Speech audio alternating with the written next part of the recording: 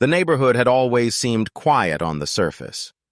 Perfectly trimmed lawns, identical mailboxes, and rules so strict they felt more like laws than guidelines. At first, I believed the Homeowners Association was just another layer of order, something to keep the streets looking clean and uniform. But beneath that polished exterior, there was always a sense that someone was watching. It started as nothing more than a faint hum in the distance, a sound I brushed off as a neighbor's lawn equipment or perhaps some new kind of power tool. Yet over time, the sound became familiar, persistent, mechanical, and oddly rhythmic. One morning, as I was working in my backyard garden, I noticed a strange shadow pass quickly across the ground. When I looked up, I caught the unmistakable outline of a drone hovering overhead. At first, I thought nothing of it. Drones were becoming more common after all. Kids used them for fun, and sometimes hobbyists captured aerial shots of landscapes. But when the drone lingered longer than it should have, hovering directly above my fenced yard, suspicion crept in. It didn't just pass by. It hovered. It observed. And then, just as suddenly as it appeared, it zipped away into the sky. Over the following days, the drone returned. Always during times when I was outside. Always at angles that suggested it wasn't there by accident. It floated just far enough away to make me wonder if I was imagining it, yet close enough that I could see the faint reflection of its camera lens catching the sunlight. The unsettling part wasn't just the presence of the drone, but the timing. Every time I went into my backyard, whether to mow the lawn, water the plants, or simply relax with a book, it was there. The precision of it all suggested more than coincidence. Someone wanted to watch, and someone had the means to do it. At night, I replayed the sightings in my head. Who would want to spy on me? I wasn't a noisy neighbor, nor did I break any rules. I paid my HOA fees on time and kept my property in perfect condition. If anything, I was the model resident. That should have made me invisible, safe from scrutiny. And yet, I felt like prey under constant surveillance. I decided to test my theory. On a Saturday afternoon, I deliberately placed a chair in my yard and sat there, staring up at the open sky. Within minutes, the faint hum returned. My heart sank when the familiar silhouette appeared once again, approaching low enough that I could almost feel its presence above me. There was no denying it now. I was being watched. The first wave of anger hit me then. This wasn't a coincidence, nor was it an innocent neighbor's pastime. Someone had targeted me specifically. But why? I considered approaching the HOA directly. After all, if anyone had the authority to stop suspicious activity, it should be them. Yet the more I thought about it, the more the pieces began to fall into place. The strictness of their rules, the countless letters sent for minor violations, the invasive way they monitored everything from lawn heights to trash bins left out a few minutes too long. It all hinted at something darker. What if it was the HOA itself behind the drones? The thought chilled me. It sounded paranoid, yet it explained everything. The timing, the persistence, the deliberate angles. Who else would benefit from seeing into the privacy of my backyard? Who else had a history of pushing boundaries under the guise of community standards? I knew I needed proof. It wasn't enough to simply suspect. Without evidence, I would sound like a lunatic ranting about surveillance. The HOA could easily brush me off, labeling me as paranoid or unstable. If I wanted to fight back, I needed undeniable proof that their drones were invading my privacy. So I devised a plan. The next day, I set up a small camera of my own. It wasn't fancy, just a basic recording device with a wide-angle lens positioned discreetly near my patio. I angled it toward the sky, ensuring it would capture any suspicious activity. Then I waited. Hours passed. The sun crept across the sky, and the heat pressed down on me as I sat in the shade, feigning relaxation. Just when I thought maybe the drone wouldn't come, I heard it. That faint hum, growing louder, more insistent. My pulse quickened. There it was, hovering directly above me once again, its camera angled downward like a mechanical eye. I resisted the urge to look directly at it, instead keeping my composure while my own camera captured the entire scene. Seconds dragged on like hours, but eventually the drone pulled away and disappeared over the rooftops. When I reviewed the footage, my suspicions were confirmed. Clear as day, the drone hovered right above my fenced backyard, an undeniable invasion of privacy, and with every appearance, the pattern became more obvious. It wasn't random. It was intentional. That night, as I stared at the footage, I realized I stood at a crossroads. I could try to confront the HOA quietly, risk being dismissed, and possibly even targeted further. Or I could take a different approach, one that would make it impossible for them to hide. If they wanted to watch me in secret, I would turn the tables. I would expose them, not just to the neighborhood, but to the world. But exposure required preparation. If I acted too quickly, they could deny it, twist the story, and make me look like the problem. No, I needed more evidence, more patterns, and a strategy that would make their actions undeniable to anyone watching. The quiet suburb I once thought of as peaceful now felt like enemy territory. Every time I stepped outside, I wondered if the drone would appear. Every shadow across the grass, every faint hum in the air, made me tense. But I held on to one thought. Soon, their secret would no longer be hidden. And when the truth came out, it wouldn't just be a neighborhood scandal. It would be a public spectacle. The days after the first footage felt heavy, like carrying a secret that gained weight with each passing hour. I replayed the clip until its frames were etched into my memory. The glossy shell of the drone, the tiny camera lens glinting like an accusatory eye, the way its rotors kept time with the rapid pulse of my own fear. Evidence in hand, I could either let paranoia consume me or assemble a case strong enough to force transparency. The latter felt like the only sane choice. I began by cataloging everything. Each appearance of the drone went into a folder with timestamps, weather notes, and the precise activities I had been doing at those moments. Gardening at 3:12 p.m. on a Wednesday. Fixing a loose board by the side gate at 10:07 a.m. on a Saturday. Watering plants at 6:45 p.m. on an evening when neighbors were barbecuing. Patterns emerged. The drone favored mid-afternoon and early evening, times when people were most likely to be outdoors. It always approached from the same angle, over the line of the service road, skimming past the tallest pine, then dipped low into the backyards before hovering and retreating. The choreography felt too deliberate to be casual. Next came technology. I wasn't a professional investigator, but I knew enough to make my evidence harder to dismiss. I upgraded my camera setup with motion-activated recorders and a cheap radio frequency RF detector I bought online. The RF detector would chirp when strong remote signals were in the air, enough to hint at a controller nearby. I placed one recorder high in a backyard tree to catch aerial approaches from stealthier angles. I set up infrared sensors that would log the exact seconds the drone entered my airspace, giving me machine-precise timestamps to match with the visual footage. It felt a little like preparing for wakes, but the idea of being watched without consent made the effort feel justified. Neighbors became the next piece of the puzzle. At first, there was an understandable reluctance to engage.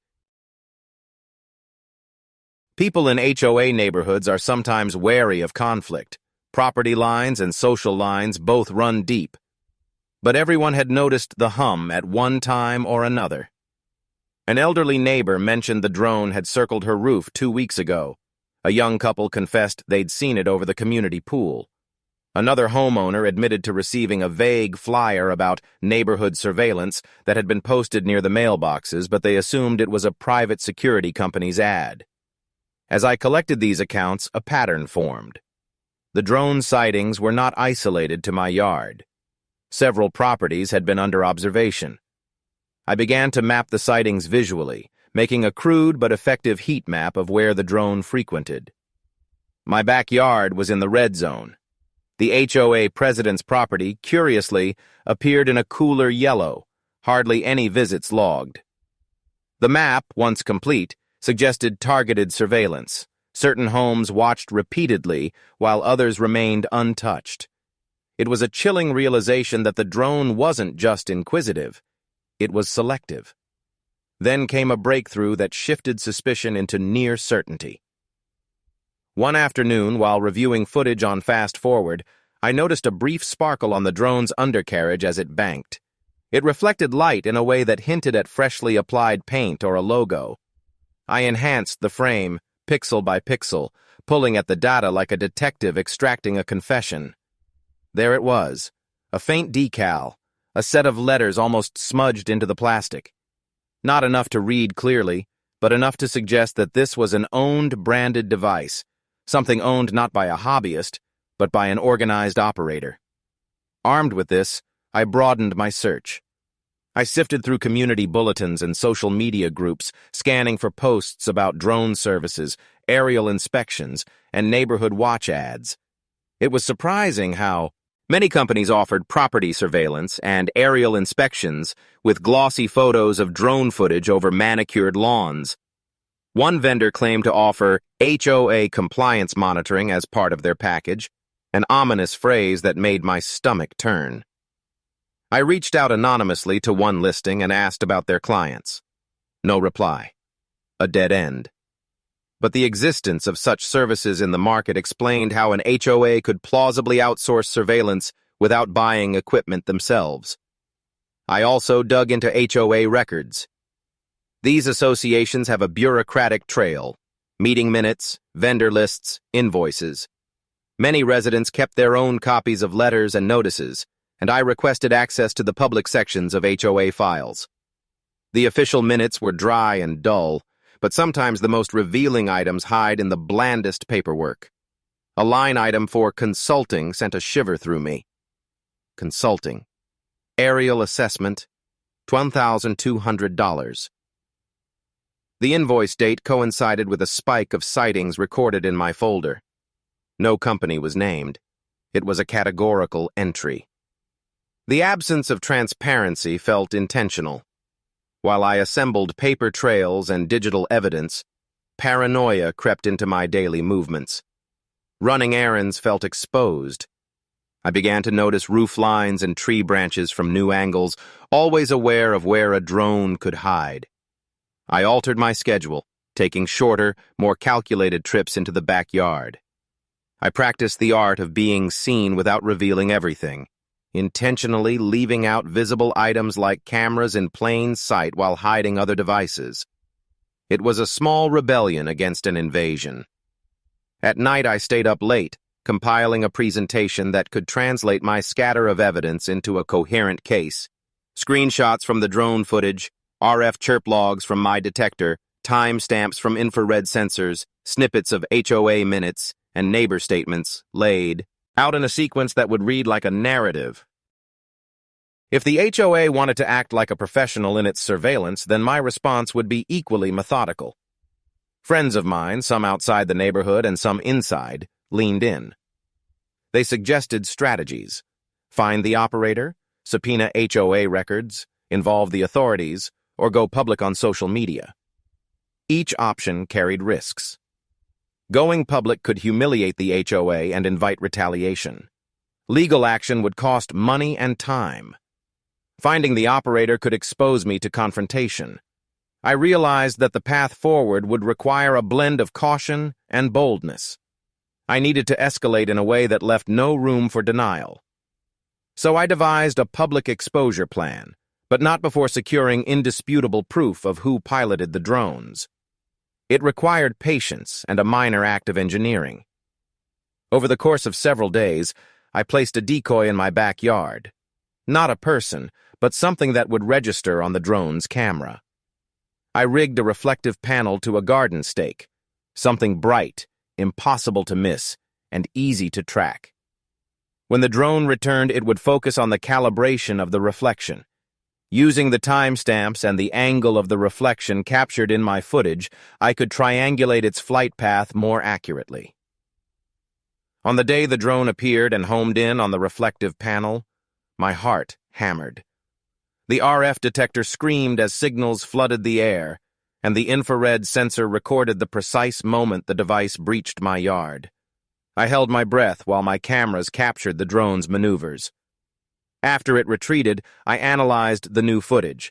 The reflection's angle was a clue, and combined with distance estimates from multiple cameras, I traced the device's launch area to the service road behind the HOA-maintained storage units. It was a location used for trash pickup, occasional maintenance, and, apparently, drone operations. That night, with the map, footage, RF logs, and a narrowed launch site, I felt the balance tipping. The invisible watchers had been made visible, the threads of their operations beginning to unravel. The next step would be riskier. Getting closer to the truth meant exposing the names behind the actions. It would require confronting an institution that had authority over my community and, perhaps, over my sense of safety. As I prepared the files for the next phase, legal consultation, outreach to sympathetic local journalists, a polished post for social platforms, I understood the stakes. This was no longer just about me. It was about privacy, about the power dynamics in a community defined by rules, and about the lengths those in control might go to enforce conformity. The truth had momentum now, and I would let that momentum carry me forward. The narrowed launch site sat behind a row of storage units and service sheds, an unloved strip of asphalt the HOA used for maintenance vehicles and overflow parking. On paper, it was insignificant, a neutral patch on the community map, bland and bureaucratic. In practice, it was the place where secrets took off. The thought of a drone lifting from that very spot made the surveillance feel less like an abstract threat and more like a local operation with names and faces attached. Approaching the area required stealth. The neighborhood had eyes, and the HOA's board meetings had taught me that scrutiny extended beyond the office.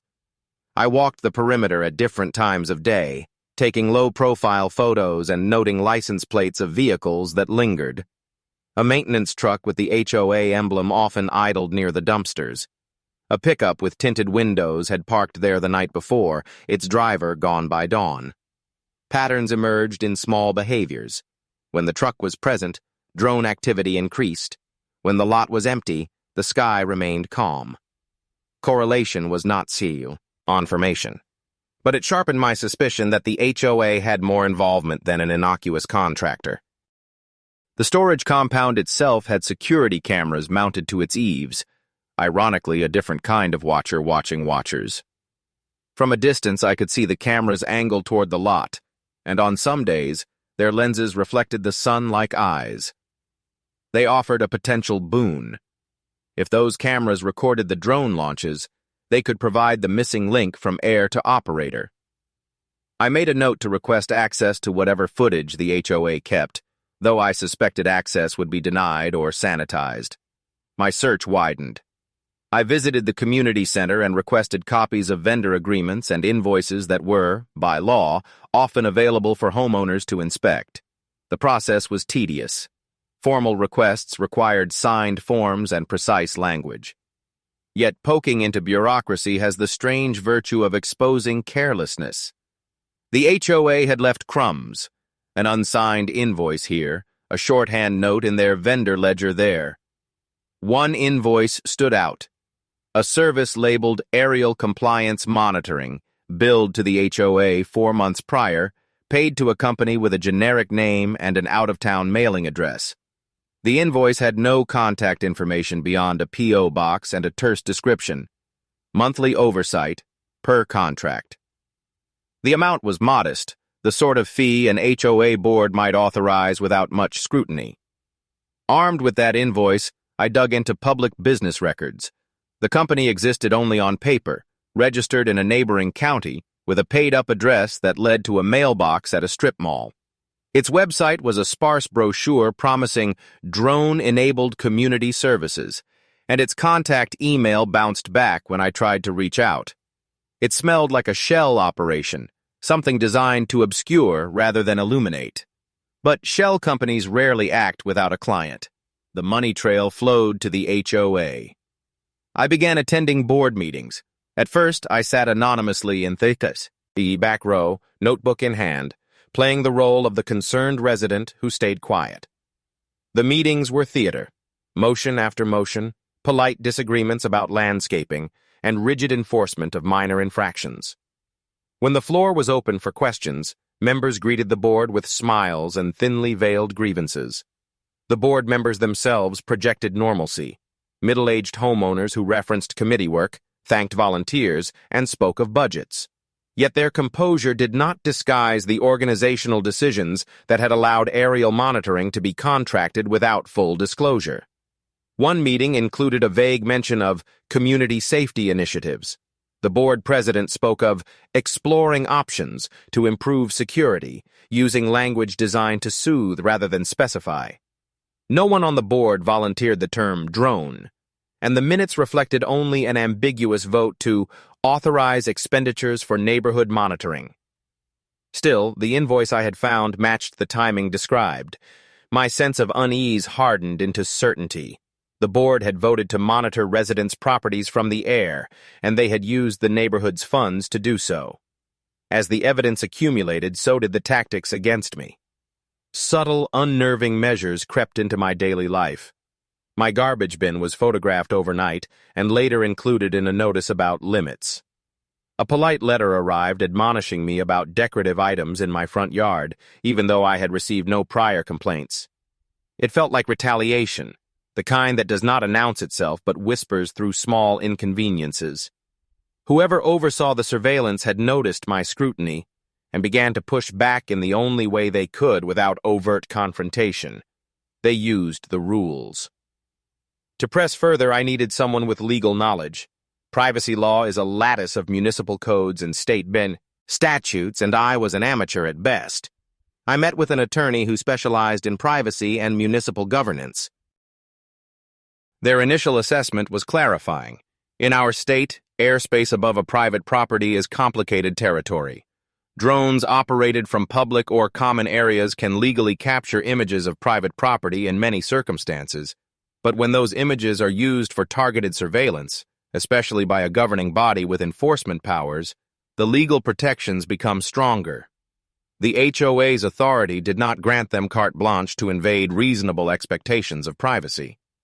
The attorney advised compiling every shred of evidence: footage, RF logs, invoices, meeting minutes, and neighbor testimonies. If the board had crossed legal lines, the documentation would reveal it. Meanwhile, I cultivated a discreet relationship with a local journalist who covered community affairs. Journalists, I had learned, live for stories that reveal the uneven exercise of power in small towns. The reporter listened carefully to my outline and asked for a succinct packet of evidence, promising to look into it. Their interest boosted my confidence, but it also increased the risk. The HOA would not appreciate being investigated and might escalate their efforts to intimidate or discredit me. Still, having a journalist on the trail meant an opportunity for broader exposure, a public platform that could force transparency. With counsel and a potential media ally, I prepared the materials. Every document was digitized, every clip labeled, every timestamp cross-referenced with meeting minutes. I set up backups on cloud storage and encrypted copies on a thumb drive. I also created a small folder of questions to pose publicly, concise, hard-hitting inquiries designed to corner the board into response. If the HOA had nothing to hide, facing public scrutiny would be simple. If they did, the spotlight would burn plastered over seams. Then, just as I was ready to escalate, a new twist surfaced. A neighbor approached me quietly one evening, eyes wide with a mixture of fear and resolve. They handed me a photocopy of an internal email that had circulated among a small committee within the HOA, an email that described operational parameters for monitoring and explicitly referenced troubled properties and repeat violators. The language was chilling. It revealed intent, a directive not merely to observe, but to surveil those deemed problematic. The email bore a signature block with initials matching a board member's name. The paper trail now had a human handwriting, a decision from within the board itself. The email changed everything. It shifted the story from an anonymous operation to a deliberate policy directed by people elected to oversee community welfare. It suggested motives, biases, and the weaponization of surveillance as a tool for enforcing conformity. It also posed a moral question: who polices those who police us? By the end of the week, the dossier in my hands had weight. It contained footage of the drone launches, RF logs, invoice copies, the suspicious vendor listing, meeting minutes that danced around details, and an internal email that named targets. The pattern was no longer circumstantial. It was systemic. With legal counsel advising caution and a journalist ready to investigate, the path forward required a careful strike, a public exposure that would be undeniable, strategic, and backed by the facts I had gathered. The launch site had revealed the operation's origin, and the paper trail had revealed its patronage. What remained was to confront the institution in a forum that could not be easily controlled or silenced. The next step would not be private requests or quiet complaints. It would be public, visible, and inevitable. The plan I had spent weeks assembling felt heavier the moment I executed it. It was one thing to collect evidence in the quiet of my home, and another to press a publish button that would drag a small-town secret into the public square. I chose a weekday morning, strategic timing that would catch both local news cycles and the community's online attention. The package I delivered to the reporter was thorough. Annotated video clips showing the drone's incursions, RF logs with precise timestamps, scans of invoices and meeting minutes, the photocopied internal email naming targets, and my own heat map of flight patterns across the neighborhood. I also uploaded a condensed, edited video composed to be clear, shocking, and impossible to ignore. It opened with the drone hovering directly above backyard patios, cut to the invoice line items, then to the email that demonstrated intent. The narrative was simple. An HOA had contracted airborne surveillance that targeted residents without transparent disclosure or consent. Within hours, the story moved from a stack of files to headlines. The reporter published an article on a local news site and embedded my video. Social media did what it does best: amplify. Neighbors shared the story with outraged comments, screenshots, and memories of their own sightings. Someone clipped a segment and posted it to a community group that had thousands of members. Within the day, the post had dozens of thousands of views. The hashtag I never planned for, #WhoIsWatching, began to trend in our small digital sphere. The avalanche felt both exhilarating and terrifying. I watched the notifications roll in, messages of support, accounts of similar experiences, and offers from legal clinics and privacy advocates. But there were also messages that carried a different tone. Thinly veiled threats, accusations of stirring trouble, and the kind of vitriol that accompanies any story where power feels exposed. The neighborhood's physical reaction was immediate. Some homeowners posted signs in their yards demanding accountability. Others posted flyers with meeting times and calls for emergency 4U, Ms. A few residents, cannonaded by the idea that the HOA was protecting property values or safety, rallied to the board's defense, citing vague notions of security measures and due diligence. The division carved the community into camps with the speed of a wildfire. Formerly friendly faces became wary in passing. Morning greetings were replaced by stilted nods. The subtle social fabric of the neighborhood frayed under public scrutiny, and that fraying revealed underlying tensions, long-standing grudges, rivalries over parking spaces, and the quiet resentments that form when neighbors enforce norms against one another. The HOA's initial response was predictably procedural.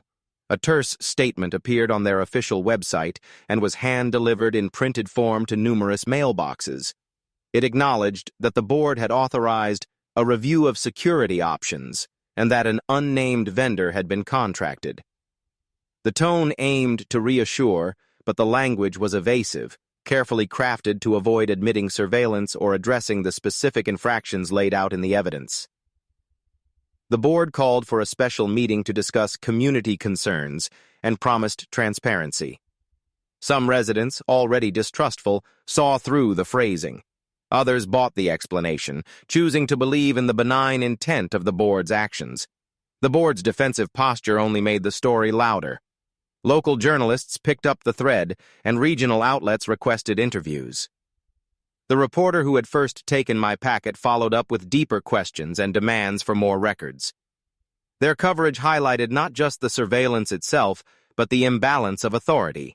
An unelected or semi-elected body, empowered to police aesthetic and behavioral norms, was now wielding technological tools to monitor private lives. Advocacy groups began to offer support and suggested remedies: cease and desist letters, records requests under state transparency laws, and potential civil suits for invasion of privacy. The legal community's interest lent the story legitimacy beyond neighborhood gossip. It transformed it into a case study about governance, consent, and the limits of HOA power. Pressure mounted on the HOA. Board members received calls, emails, and demands from residents and lawyers alike. Some board members, caught between defending a decision and acknowledging a breach of trust, adopted different strategies: public apologies issued by some, legal threats volleyed by others. The internal email that had named troubled properties resurfaced in public threads, and the image of it circulating online inflamed those who had been singled out. For those homeowners, the surveillance had been personal. For the community at large, it was an affront to autonomy. The story had stopped being about a drone and become about who gets to decide what privacy means in a managed neighborhood. Amid the uproar, the HOA attempted to discredit the evidence. They argued that drone footage was ambiguous, that the invoices were routine, and that short fragments taken out of context did not constitute a pattern of targeted monitoring. They questioned my motives, implying that frustration with the board had driven me to sensationalize mundane activities. The tactic was familiar. When faced with evidence, undermine the messenger. Some neighbors echoed these doubts, citing years of good service from the HOA and discomfort at the thought that volunteers could orchestrate something nefarious. The debate over intent versus impact echoed in comment threads and town forums. But the public had momentum, and momentum is hard to reverse. As the story unfolded, additional residents came forward with their own footage. Lawn, clips, different angles, corroborating the patterns I had identified. A family who lived near the pool shared a recording of the drone circling during a weekend party. A woman on the far end of the cul-de-sac supplied camera logs that matched RF spikes logged by my detector. Each new piece of evidence tightened the narrative and made denials more costly. The journalist compiled these admissions, and together we presented a composite that linked the drone activity to the vendor invoices and the board's budget approvals. The pressure forced the HOA to take more concrete actions. They hired an outside attorney to manage communications and convened an emergency general meeting to address the crisis. The meeting was announced with short notice and packed the community hall. Residents filled the seats, carrying printouts and phones ready to record. Tension hung in the air like static electricity. When the meeting began, emotions ran high. The board's spokespeople attempted to explain decisions in legalistic terms, but the room's mood was already set. Trust had been breached, and words alone would not repair it. The meeting dissolved into chaos, formal procedures drowned by demands, accusations, and confrontations. Some residents demanded immediate cessation of any aerial monitoring and wanted specific names of those who had authorized the vendor. Others called for the entire board to resign for failing to disclose expenditures and for authorizing surveillance without consent. The board countered by invoking budgets, safety, and the complexity of running a community. In the middle of the turmoil, the journalist took notes, and the cameras kept rolling. The spectacle unfolded like a slow-motion train wreck. Every allegation and counter-allegation captured for public record. After the meeting, the atmosphere remained polarized.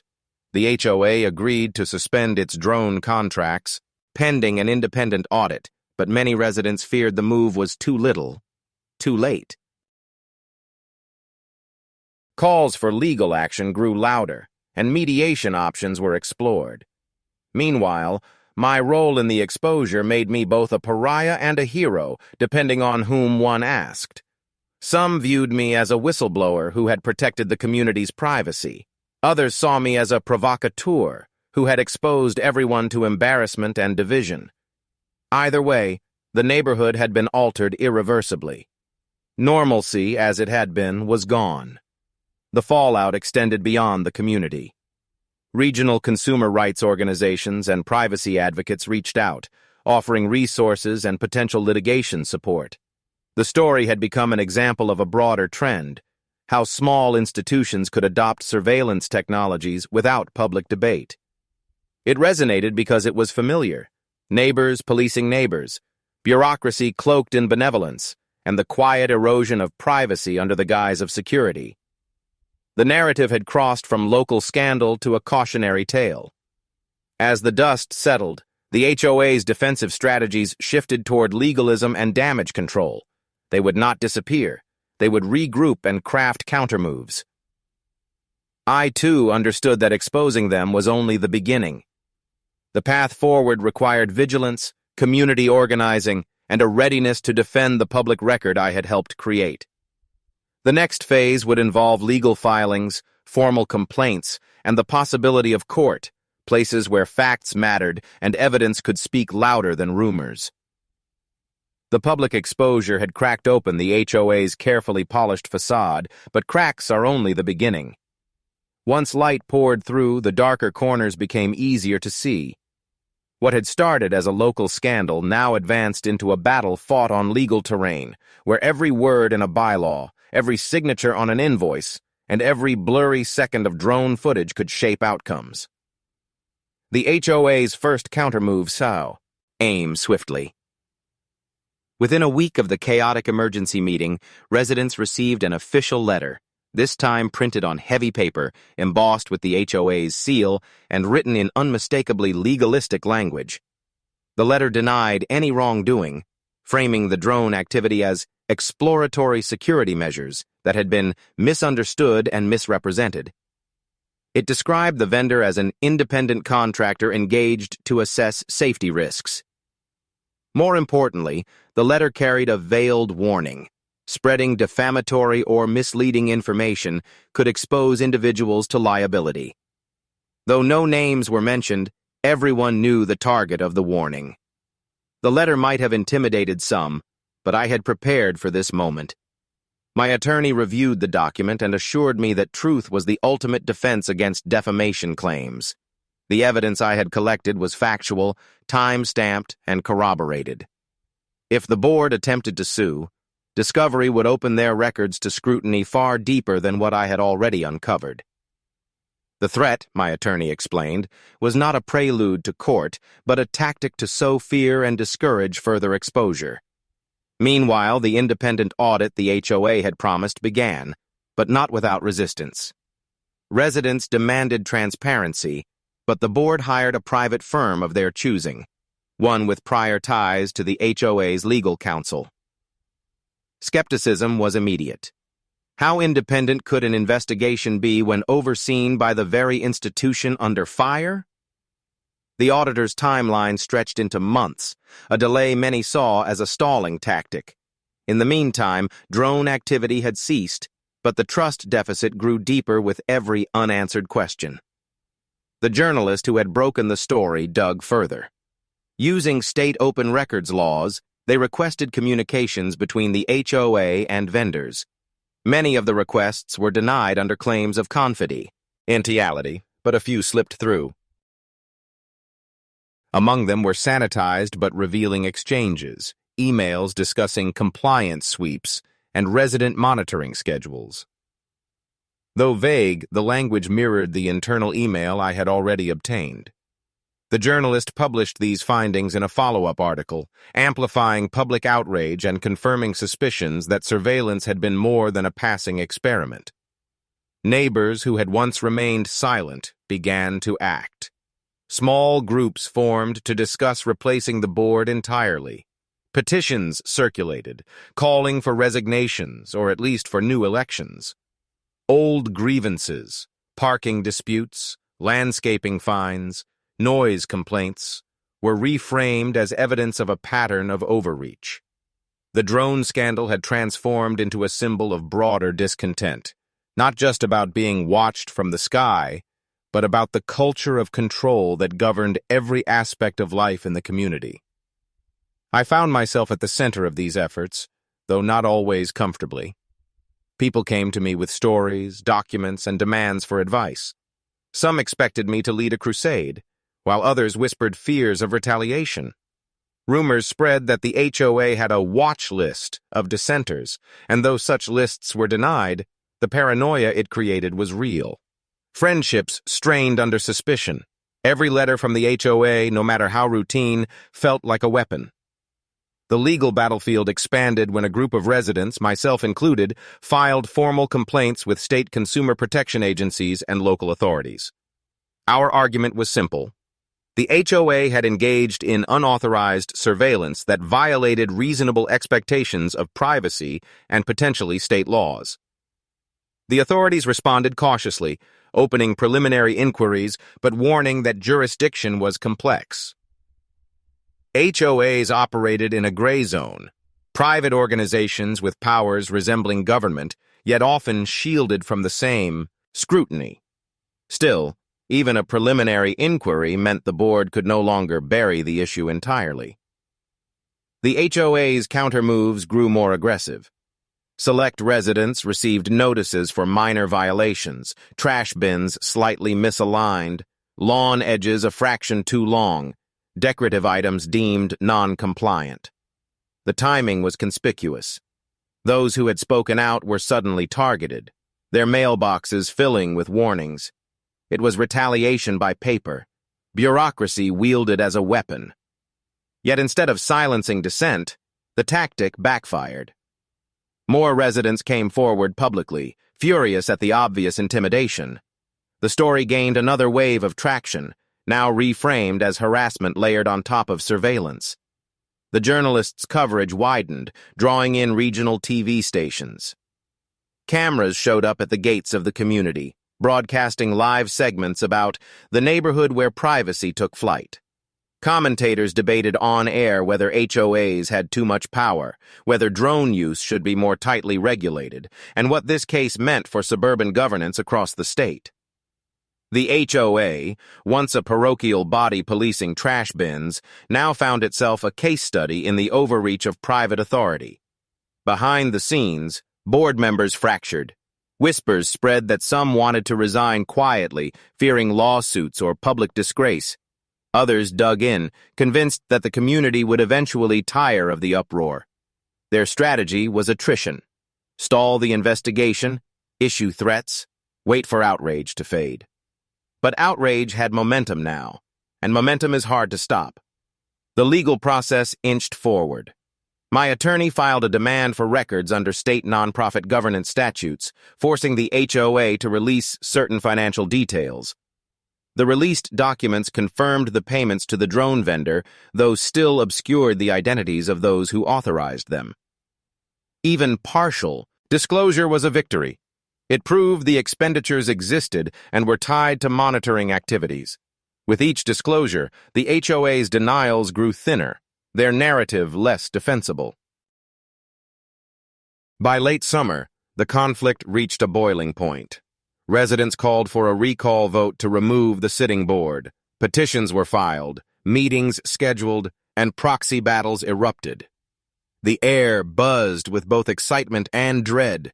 Excitement at the possibility of change, dread at the knowledge that such battles rarely end cleanly. The drone scandal had metastasized into a struggle for the soul of the community. For me, the personal stakes had shifted. What began as a fight to protect my privacy had become a collective cause, larger than my yard, larger than my own sense of security. The HOA's drones had intruded into my life, but in exposing them, I had stumbled into a larger confrontation about power, governance, and accountability. The fight was no longer about whether they had watched me. It was about whether residents would allow themselves to be governed by fear, or whether they would reclaim their right to set boundaries, even in the most manicured of suburbs. The stage was set for the climax, a recall meeting that promised to decide not just the fate of the board, but the identity of the neighborhood itself. End of Chapter 5. Next chapter will cover the explosive recall meeting, the downfall of the board, and the lasting consequences of exposing the HOA publicly. You said, CHP6 ChatGPT said, Chapter 6, The Recall and the Reckoning. The weeks leading up to the recall meeting felt like living in a pressure cooker. Flyers appeared on doorsteps, some urging residents to vote the board out, others defending the board as protectors of property values. Social media groups buzzed with heated debates, each post pulling more neighbors into the storm.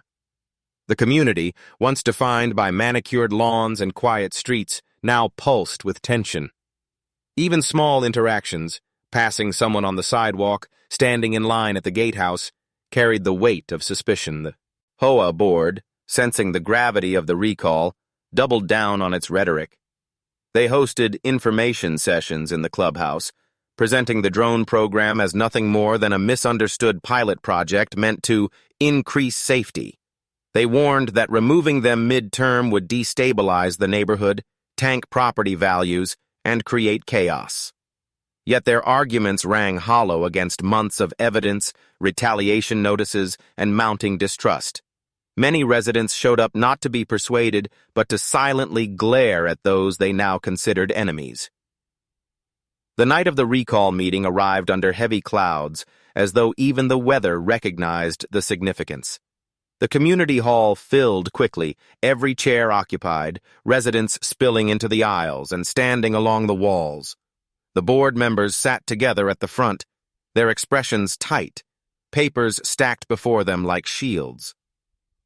At the back of the room, reporters had gathered with cameras and notepads, ready to capture whatever unfolded. The meeting opened with procedural formality, but tension crackled beneath the surface.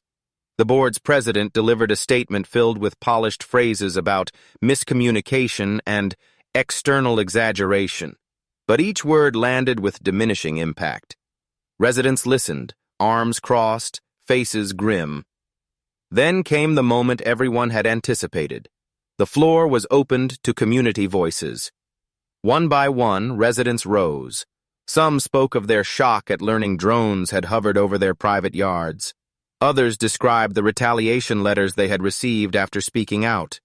One elderly neighbor, normally quiet and reserved, trembled with anger as she recounted how her grandchildren had been recorded playing in her backyard. Every testimony added weight to the scale, tipping it further away from the board's control. When my turn came, I stood with a mixture of nerves and resolve. I spoke not of myself, but of the pattern, how secrecy, intimidation, and overreach had eroded the trust essential for any community. I reminded them that governance should be accountable, not authoritarian, and that privacy was not a privilege to be granted, but a right to be protected. I didn't need to raise my voice. The silence in the room, the steady eyes fixed on me, told me the message had landed. The vote proceeded, ballots distributed and collected under the watch of both residents and the attending journalist. The process took time, each slip of paper carrying the weight of weeks of fear, anger, and hope. When the results were read aloud, the room erupted, not with chaos, but with cathartic release. The recall passed with a decisive majority. The board, stripped of authority, sat in stunned silence as cheers and applause filled the hall. Years of control, of unchecked decisions and quiet intimidation had collapsed in a single evening. The aftermath was messy, as all reckonings are. Interim leaders were appointed, and new elections scheduled. The drone program was immediately suspended, and residents voted to amend the bylaws to require community approval for any future surveillance measures. Lawsuits still loomed, with some former board members threatening countersuits and others facing potential investigation for mismanagement. Yet, amid the legal wrangling, the community experienced something rare, a collective sense of agency reclaimed. The journalists' coverage framed the outcome as a cautionary tale, a suburban saga of power gone unchecked and the resilience of ordinary homeowners.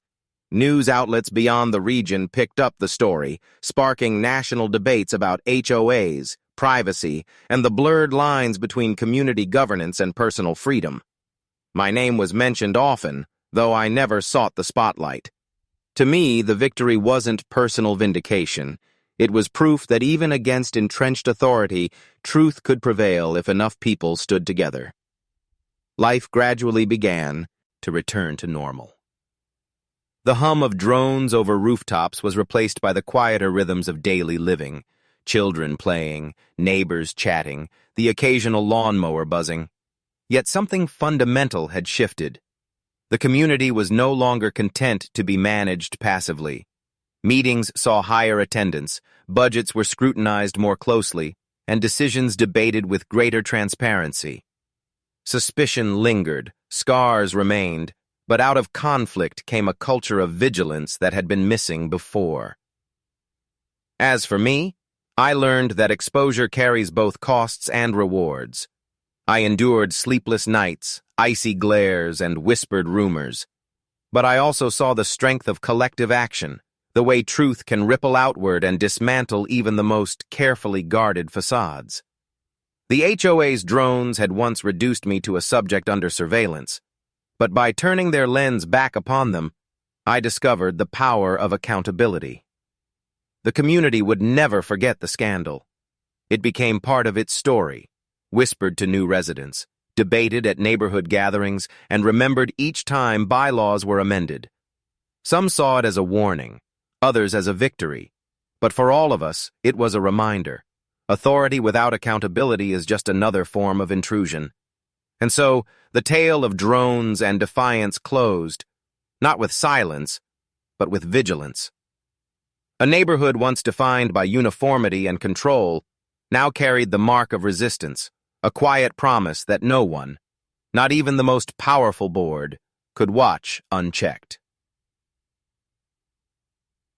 End of Chapter 6. Story complete. The downfall of the HOA board, the triumph of accountability, and the lasting lesson of community resilience. Do you want me to now condense all 6 chapters into a full YouTube-style narration script, around 15 to 20 minutes runtime, keeping the viral storytelling tone? The weeks leading up to the recall meeting felt like living in a pressure cooker. Flyers appeared on doorsteps, some urging residents to vote the board out, others defending the board as protectors of property values. Social media groups buzzed with heated debates, each post pulling more neighbors into the storm. The community, once defined by manicured lawns and quiet streets, now pulsed with tension. Even small interactions, passing someone on the sidewalk, standing in line at the gatehouse, carried the weight of suspicion. The HOA board, sensing the gravity of the recall, doubled down on its rhetoric. They hosted information sessions in the clubhouse, presenting the drone program as nothing more than a misunderstood pilot project meant to increase safety. They warned that removing them mid-term would destabilize the neighborhood, tank property values, and create chaos. Yet their arguments rang hollow against months of evidence, retaliation notices, and mounting distrust. Many residents showed up not to be persuaded, but to silently glare at those they now considered enemies. The night of the recall meeting arrived under heavy clouds, as though even the weather recognized the significance. The community hall filled quickly, every chair occupied, residents spilling into the aisles and standing along the walls. The board members sat together at the front, their expressions tight, papers stacked before them like shields. At the back of the room, reporters had gathered with cameras and notepads, ready to capture whatever unfolded. The meeting opened with procedural formality, but tension crackled beneath the surface.